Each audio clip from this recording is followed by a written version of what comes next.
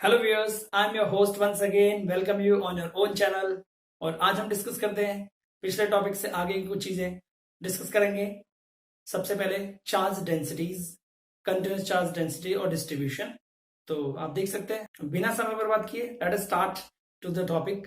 So the first is today we are going to discuss linear charge distribution. Actually, we are going to calculate what is the electrostatic force due to some continuous charge distribution. So here you can see electrostatic force due to the continuous charge distribution. So there are three categories: linear charge distribution when the charge is distributed in a line. Next is surface charge distribution when the charge is distributed over some area or some flat surface. And third is volume charge distribution when the charge is enclosed, just distributed over some volume in the 3D.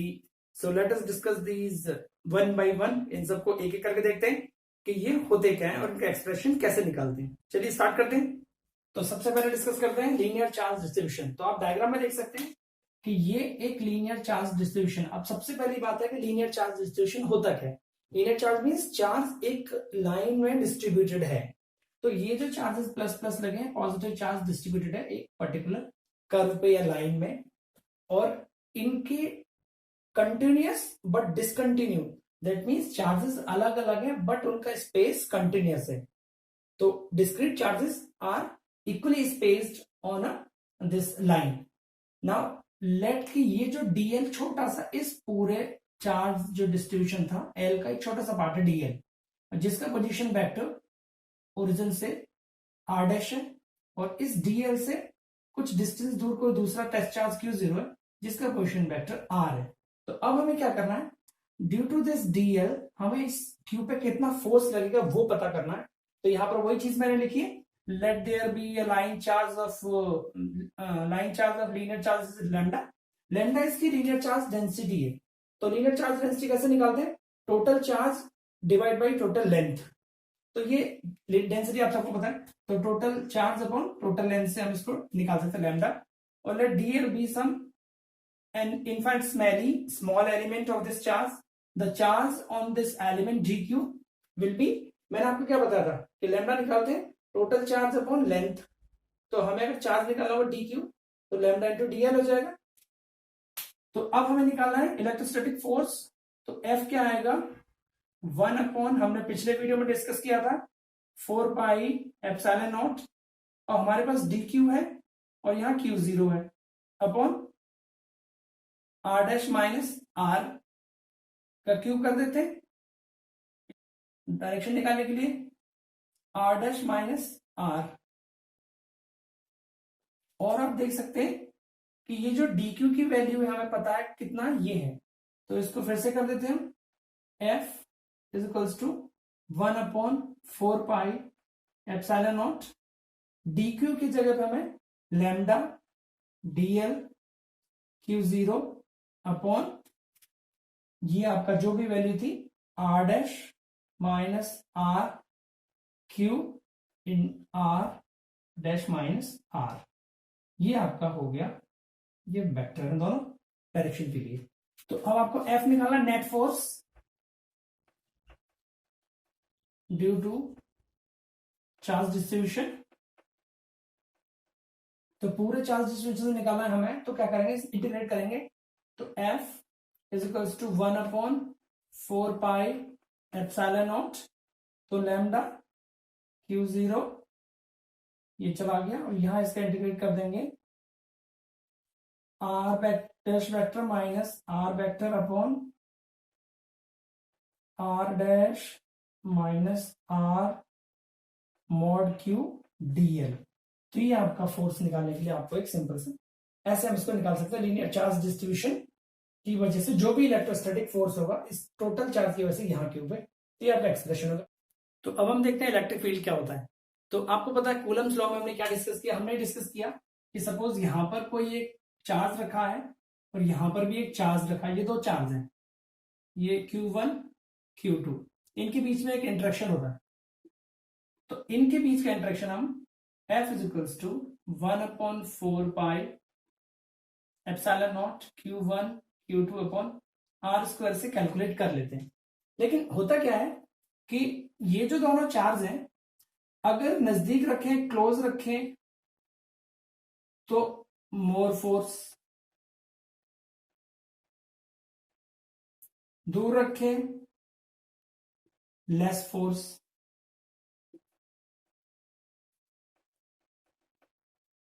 तो question उठता है कि ये force आता कैसे है, कैसे create होता है ये फोर्स।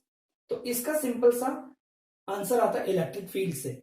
कि सपोज आप कहीं पर भी, अगर मैंने यहां पर एक चार्ज रख दिया, ये कोई पॉजिटिव चार्ज है, तो इस पॉजिटिव चार्ज के सब तरफ all around there is some area, कोई एक पर्टिकुलर स्पेस है जिसमें कोई दूसरा चार्ज लाऊंगा तो उस पर एक फोर्स एक्सपीरियंस करेगा।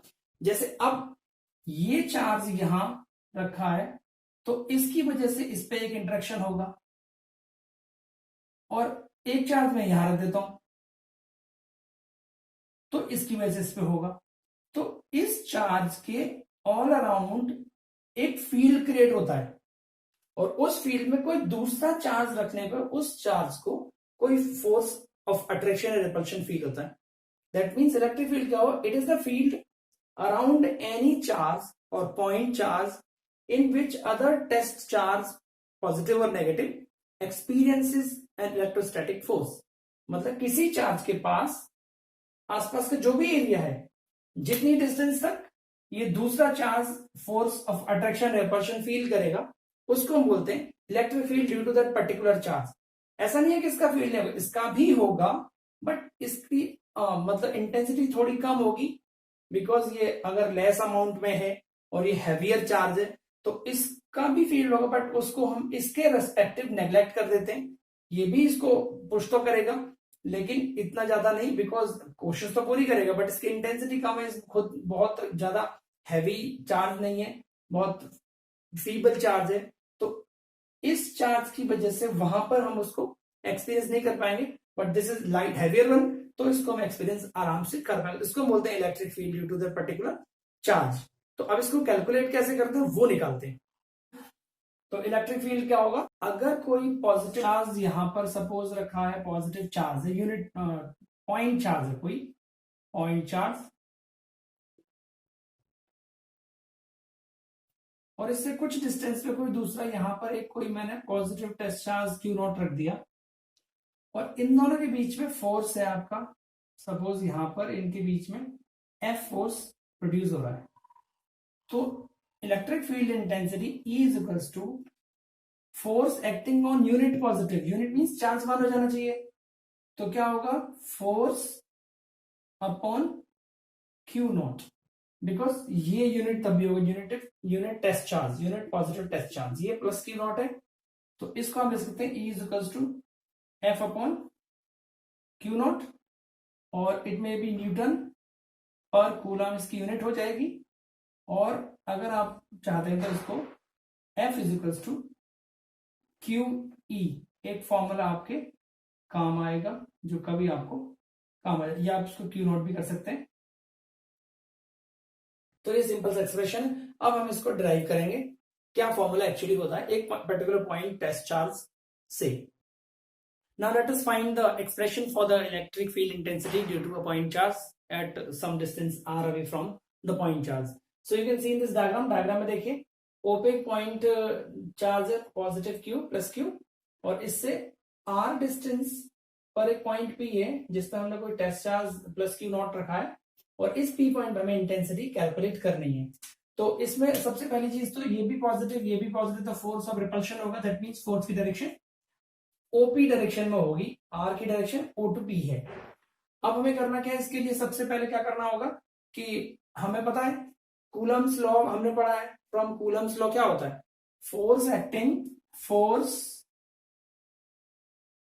Acting on Q naught due to plus Q, so F is equals to 1/4 pi epsilon naught q naught upon r square। The field intensity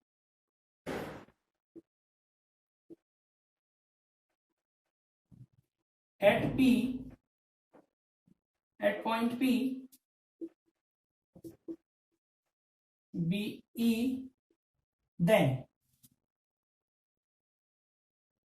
E is equals to, so electric field intensity is force on unit positive test charge, that means ये unit 1 होना चाहिए, तो 1/4 pi epsilon naught Q naught upon Q naught, और साथ में आपका ये 1/r² यहां पर था, क्यू नॉट से क्यू नॉट कट हो जाएगा, तो क्या बचेगा, E is equals to 1/4 pi epsilon naught Q upon r², और आप इसको वेक्टर लगा सकते हैं। यूनिट वेक्टर निकालना होगा, तो यूनिट वेक्टर कैसे निकालेंगे, इसकी डायरेक्शन चाहिए हमें, तो क्योंकि r² तो खाली मैग्नीट्यूड देगा, तो E आप ये भी कर सकते हैं 1/4 pi epsilon naught Q upon r² magnitude, और डायरेक्शन के लिए मैं r कैप यूज कर लेता हूं, कैप है unit vector in the direction of OP,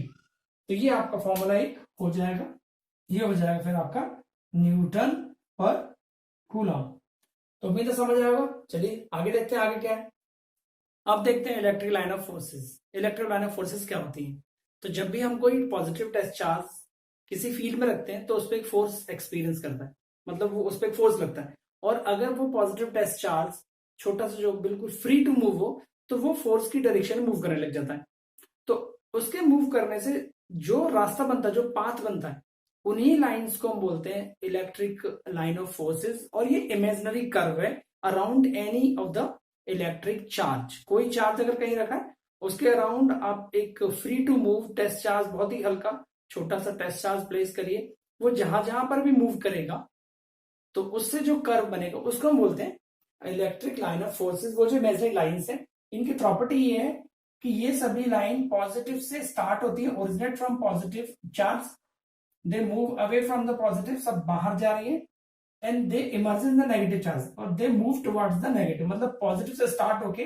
negative की तरफ जाती है। अगर वो चार्जेस बहुत क्लोज रखें, सपोज दो पॉजिटिव चार्जेस क्लोज रखें, तो इसकी दोनों लाइन एक रिपेल करेंगी, so they are just going away, but दोनों बाहर निकल रही है। अगर नेगेटिव पॉजिटिव रखें तो पॉजिटिव से निकल के वो सीधे नेगेटिव में जाके खत्म हो जाएंगी, that means a force of attraction. आप देख सकते हैं यहां पर ये सभी एक तरह का बाइंडिंग जैसा काम कर रही है, बांध रही है, दोनों क्लोज, दोनों नजदीक कर रही है, तो इनमें अट्रैक्शन होगा, लेकिन यहां पर एक दूसरे को पुश कर रही है, दैट मीन्स यहां पर एक रिपल्शन होगा।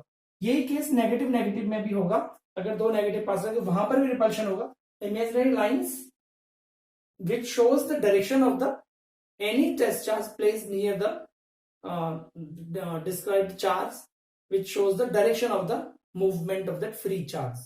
मतलब इसके अराउंड अगर मैं कोई फ्री चार्ज रखूं, test charge free to move, तो वो जिस पाथ को फॉलो करेगा वो होगी एक इलेक्ट्रिक लाइन ऑफ फोर्स, और वो एक इमेजिनरी कर्व है।